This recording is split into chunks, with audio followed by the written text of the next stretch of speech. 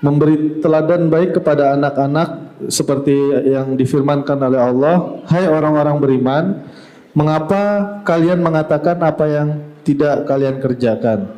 Alangkah besarnya kemurkaan di sisi Allah jika kalian mengatakan apa-apa yang tidak kalian kerjakan." Pertanyaannya Ustadz, apakah termasuk kemurkaan di sisi Allah jika orang tua yang jarang ngaji namun menginginkan anaknya menjadi penghafal Al-Quran, Ustadz?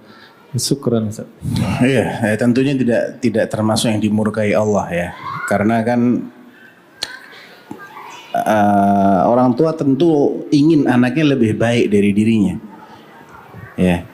Dan tidak berarti ketika orang tuanya belum hafal Al-Quran, anaknya berarti nggak boleh hafal Quran. Nanti kalau saya suruh hafal Quran, saya kena murka Allah. Nggak begitu caranya.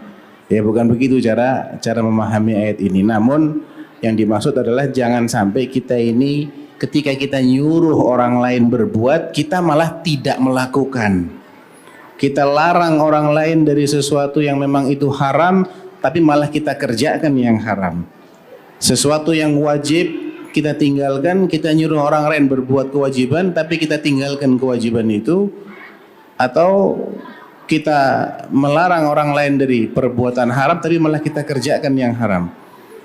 Jadi hanya memerintahkan namun tidak mau melaksanakan. Padahal itu sesuatu yang harus dia laksanakan. Kalau yang diperintahkan ini sunnah, ya, dia tidak mengamalkan yang sunnah, maka tidak menjadi sesuatu yang dimurkai oleh Allah Subhanahu wa taala.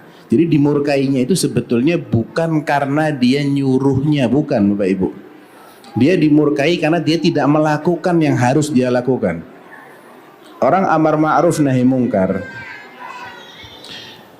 Orang melihat ada orang berbuat maksiat. Dia larang orang lain berbuat maksiat. Dia sendiri masih berbuat maksiat. Ya, ini ada dua hal yang berbeda. Pertama, nahi mungkar yang dia kerjakan itu perbuatan yang baik. Allah tidak akan memurkai dia karena dia melakukan nahi mungkar di sini. Tapi yang menjadikan Allah murka adalah karena dia berbuat kemungkaran. Bisa dipahami ya? Demikian juga ketika orang memerintahkan orang lain berbuat yang ma'ruf, yang itu hukumnya wajib ataupun sunnah. Tapi dia sendiri tidak melakukan kewajiban, maka dia dimurkai oleh Allah bukan karena dia amar ma'rufnya, tapi karena dia tidak melakukan yang harusnya dia lakukan. Bisa dipahami ya? Jadi tidak berarti ketika orang tua itu menginginkan anaknya menghafal Al-Quran, dia sendiri nggak hafal Al-Quran, kemudian dia akan terkena ayat ini. Enggak begitu ceritanya. Nah.